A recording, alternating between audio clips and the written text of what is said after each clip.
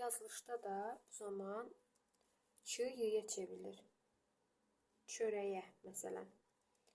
Çörəyin. Burada saytla başlayan şəkilçi artırıldığına görə q-y əvəzlənməsi baş verdi.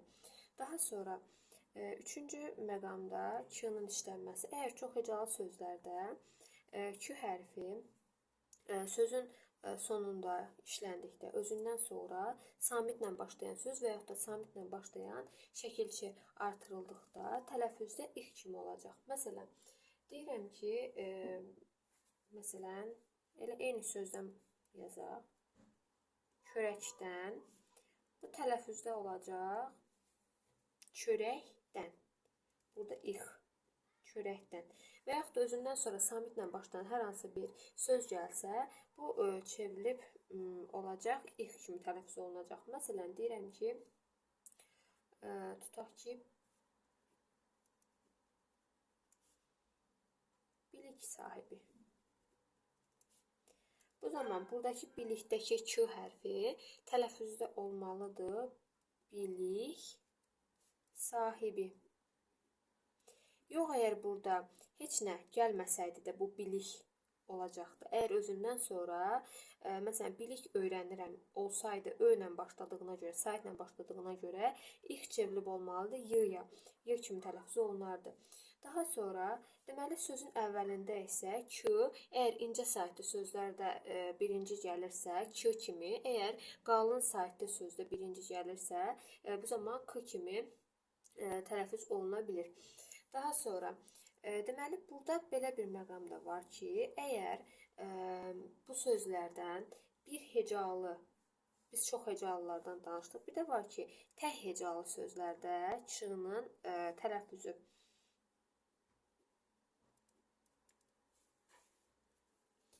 Tək hecalı sözlərdə bu daha çox, deməli, milli sözlərimizdə də özünü göstərir. Məsələn, deyirəm türk. Və yaxud da deyirəm tək. Alınma sözlərimizin, onu sonra deyirik, türk və yaxud da tək. Məsələn, yük. Tik. Bu kimi sözlərdə q həm yazılışda, həm də tələffüzdə q kimi qalır. Mən bunu tələffüz zamanı özündən sonra istəyir saytla başlayan söz gəlsin və yaxud da samitlə başlayan söz gəlsin, fərqi yoxdur. Və yaxud da özünə saytla başlanan şəkilçi artırsam, bu q-y əvəzlənməsi baş verməyəcək, olmayacaq bunlarda. Məsələn, deyirəm ki, türkün, baxın, yazılışda q-y-yə çevrilmədi, olduğu kimi qaldı. Bu hansı sözlər oldu? Tək hecalı, milli sözlərdə olduğu kimi q kimi qaldı. Bir də var ki, tək hecalı alınma sözlərdə. Bu sözlərdə isə q tələffüz oluna bilir k kimi. Məsələn, misal üçün deyirəm bank. Bir hecalıdır. Və bir hecalı olduğuna görə, alınma söz olduğuna görə burada artıq k kimi tələffüz olunma baş verəcək. Əgər bu iki qismə aid olan, yəni istəyir həm tək hecalı milli, istərsə də tək hecalı alınma sözlərdə, deməli, istəyir saytla başlasın, istəyir samitlə başlasın, bunlara yəni söz və yaxud da şəkilçi artırsaq, yenə də olduğu kimi q və k kimi tələffüz olunacaq. Yəni bunlarda heç bir əvəzlənmə baş vermir. Daha sonra bəzi istisna sözlərimiz var ki, deməli, sənətkar, zəhmətkeş,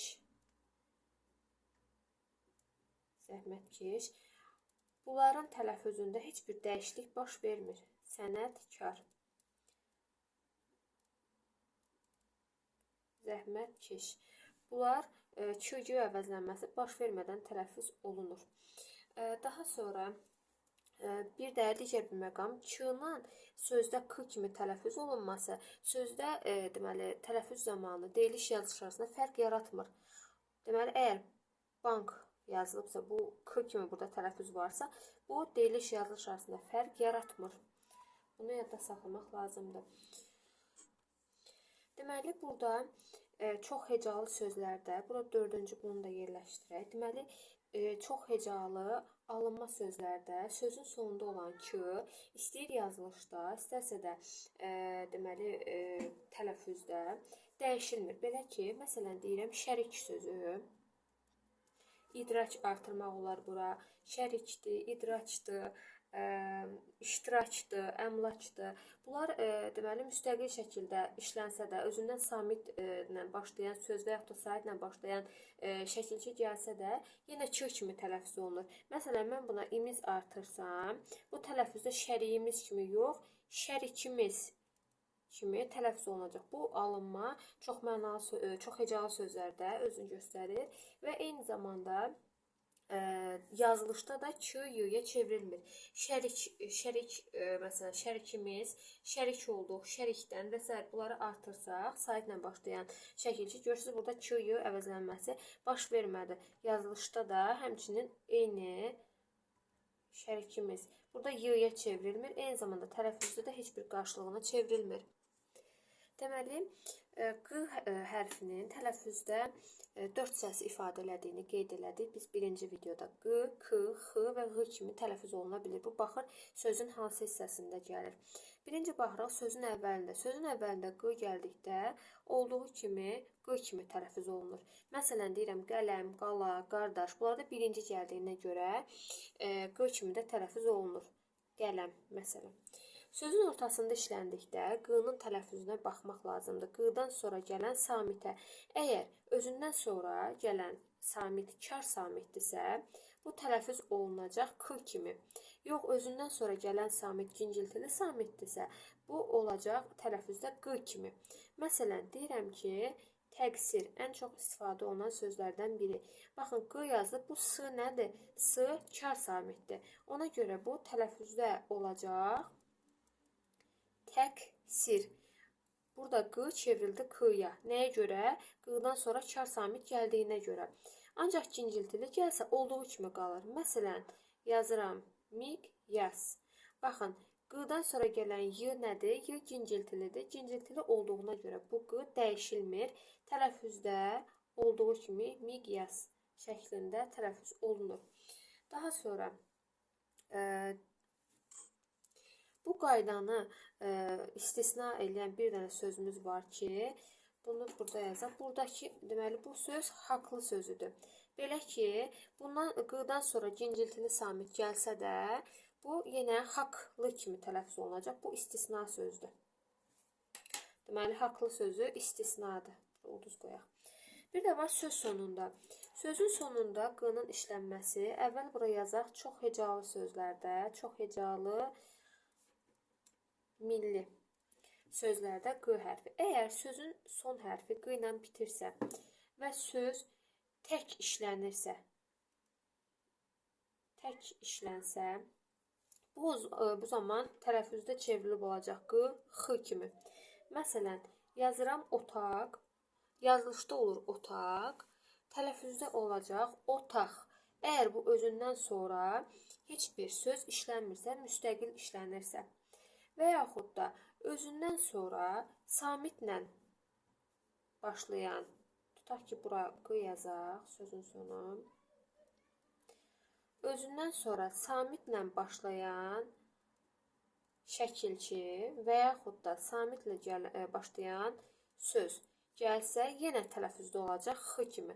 Məsələn, deyirəm ki, qonaqlıq,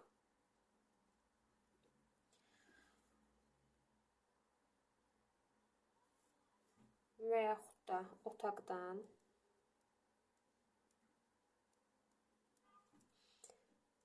baxın,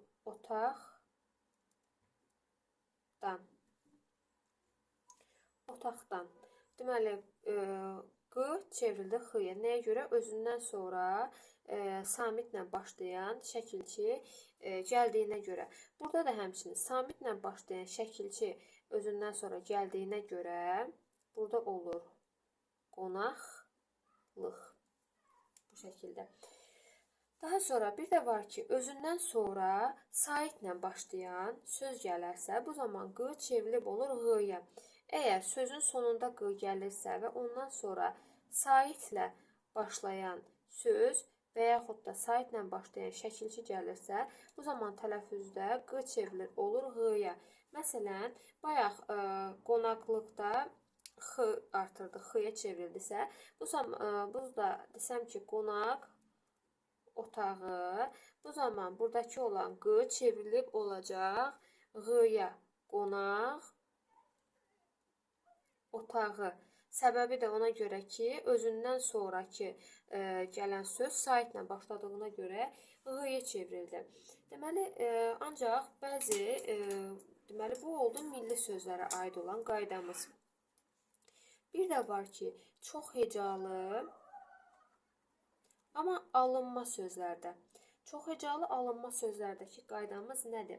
Deməli, sözün son hərfi q ilə yazılır və bu müstəqildirsə, yəni sözün sonunda q ilə bitir və bunun özündən sonra boşluq, yəni heç bir şey yoxdursa, söz gəlmirsə, bu zaman tələffüzdə k kimi tələffüz olunur. Məsələn, deyirəm, üfüq. Bu tələffüzdə olacaq üfüq. Və yaxud da bundan sonra, özündən sonra, deməli, əgər sözün sonunda gəlir, çox hecalı alınma sözdür və özündən sonra gəlir, samitlə başlayan, tutaq ki, söz. Bu zaman yenə bu tələffüzdə olur k kimi. Üçüncü qayda, sözün sonunda gəlir q, çox hecalı alınma sözü sonunda q ilə bitir və bunu artırılır. Saitlə başlayan şəkilçi və yaxud da söz. Bu zaman həmin q olduğu kimi də qalır. Məsələn, deyirəm, üfüqə. Və bu sözlərdə, deməli, alınma çox hecalı, bu əsasən alınma sözlərə aid olan qayda idi. Bir də var ki, qoşa q. Qoşa q'larda isə, deməli, bu çevrilir. Birinci q k-ya çevrilir. Q olduğu kimi qalır. İkincisi çevrilir k-ya. Məsələn, yazıram toqqa. Üzr istəyirəm, burada mən qarışdırdım. Birinci k, sonra q. Deməli, toqqa. Birinci, deməli, q çevrilir k-ya, ikinci q olduğu kimi qalır. Toqqa.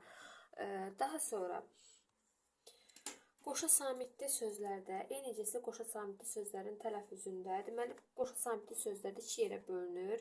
Bir var, eyni cinsli qoşa samitli sözlər, bir də var, müxtəlif cinsli qoşa samitli sözlər.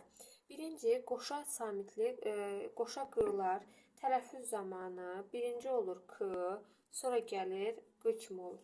Bayaq qeyd elədik, məsələn, yazırıq rəqqas. Tələffüzdə bu olur rəqqas. Qoşa k-lər necə olur? Qoşa k-lərdən birincisi olduğu kimi qalır, ikincisi çevrilir g-ya, qarşılığına çevrilir. Məsələn, deyirik 8 yazılır. Tələffüzdə olacaq səkkiz.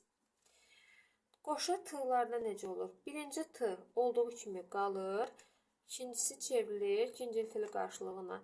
Məsələn, deyirik ki, əlbəttə yazılır. Tələffüzdə olur əlbəttə. Qoşa p-lardan yenə olduğu kimi birinci qalır, ikincisi çevrilir cinciltili qarşılığına. Məsələn, toppuz. Burada tələffüzdə çevrilir top-buza. Yəni, ikinci tərəf cinciltili qarşılığa çevrilir. Bəs yaxşı, qoşa y-nın amma tələffüzündə fərqli məqam var. Belə ki, bir var, qoşa y sözün kökündə işlənir. Bir də var, ikinci olaraq da işlənir şəkilçinin tərkibində. Sözün kökündə işlənirsə, bu qoşa y-lar olduğu kimi qalır. Bəzi istisna sözlərimiz var ki, onları sonra qeyd edərik. Deməli, əgər sözün kökündə qoşa y-dırsa, bunlar tələffüzdə də olduğu kimi qalır. Məsələn, deyirəm, niyyət, elə tələffüzdə də eyni qalır. Amma yox, qoşa y şəkilçinin tərkibində işlənirsə, Bu zaman həmin qoşa yığlardan biri tələffüzdə düşür və tək yığla tələffüz olunur. Məsələn, deyirəm ki, kəşfiyyat.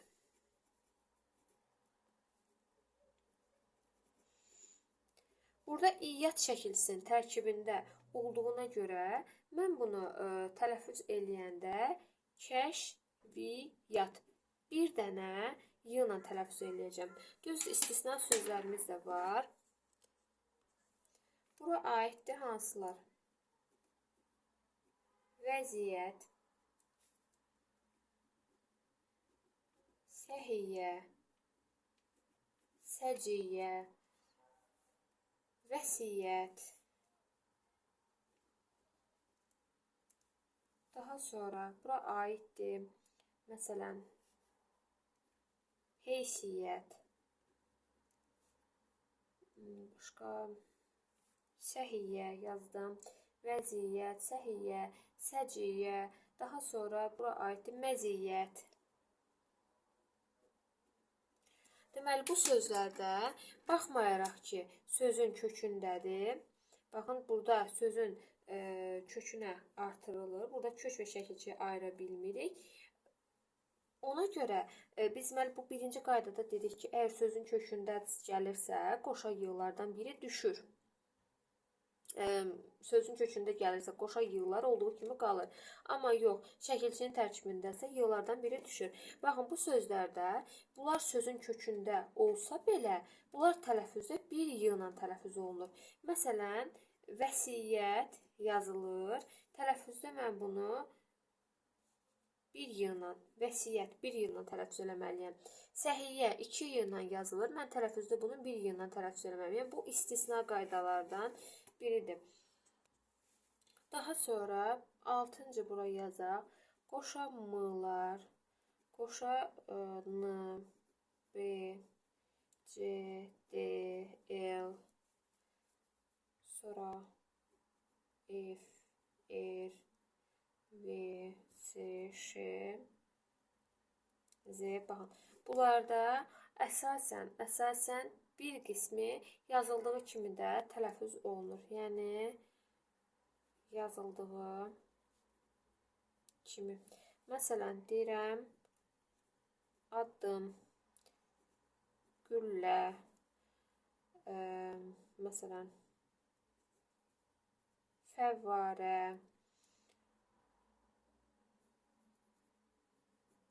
tənəffüs, nə bilim, şəffaf, izzət, bu kimi sözlər deməli qoşa eynicisi qoşa samitli sözlərdir və deməli bu samit qoşalıqlarında əsasən yazıldığı kimi tələffüz olunur. Yəni burada başqa bir qayda yoxdur. Daha sonra eynicisi qoşa samitli sözlər tək hecalı da ola bilər. Bayaqki qaydalar çox hecalı sözlərə aid idi və indi tək hecalılara baxırıq.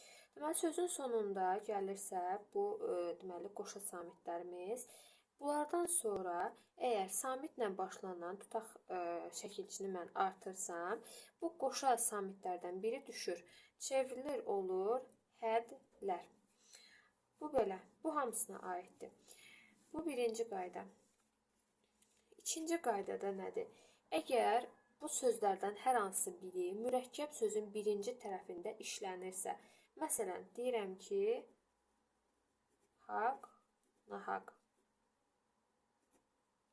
Oldu mu? Bu zaman bu qığların hər ikisi qalır. Çünki bu mürəkkəb sözün tərkibində olur və ona əlavə olaraq artırılır. Sadəcə olaraq bu birinci qaydadan fərqli olaraq burada heç bir səs düşümü, samit düşümü baş vermir. Məsələn, deyirəm hiss, həyəcan. Hiss, həyəcan. Sığlardan ikisi də qalır, heç biri düşmür. Deməli, burada hisslə kül sözü var ki, bunların fərqli qaydası nədir?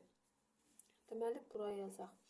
Bir var, hiss 2 s ilə yazılan, bir də var, 1 s ilə yazılan, bir də var, kül 2 l ilə yazılan, bir də var, 1 l ilə yazılan kül. Bu sözlərin mənaları fərqli olduğuna görə işlənmə qaydaları da fərqlidir. Burada birinci 2 s ilə işlənəndə bu duyğu üzvü kimi mənasında istifadə olunur və Biz buna samitlə artırılan hər hansı bir şəkilçi artırsaq, köşdəki sonuncu samit düşmür. Məsələn, mən buna artırsam, larlə şəkilçisini, bu olduğu kimi qalacaq. Baxın, belə yazılacaq. Amma yox, bu his tüstü mənasında işlənirsə, buna mən lar artırsam, bir s ilə yazılacaq. Ona görə baxmaq lazımdır. Ola bilər ki, mətnin kontekstində düşər və qarışdırar. Deməli, 2s ilə yazılırsa bu duyğu üzvü mənasındadır, 1s ilə yazılırsa bu tüstü mənasında istifadə olunur. Bir var, 2 l ilə yazılan bu bütün külliyən mənasında istifadə olunur. Digərində isə yanmış taxtadan və yaxud da kağızdan qalan kül, boz toz olur, rəngli toz, buna deyilir. Və əgər bu hisslə bağlı olan digər bir məqamda çatdırım ki, əgər biz buna s ilə başlayan şəkilçini artırsaq, bu zaman samitin biri düşər. Məsələn, mən buna sizə artırsam, bu zaman 2s ilə yazılacaq. Bu da bir qayda. Deməli, bu kül, toz halında olan kül burada bir l ilə yazılır və mən buna əgər samitlə başlayan şəkilçi artırsam, tutaq ki, dandən artırsam, bu zaman 2 l ilə yazılacaq küllə. Yox, əgər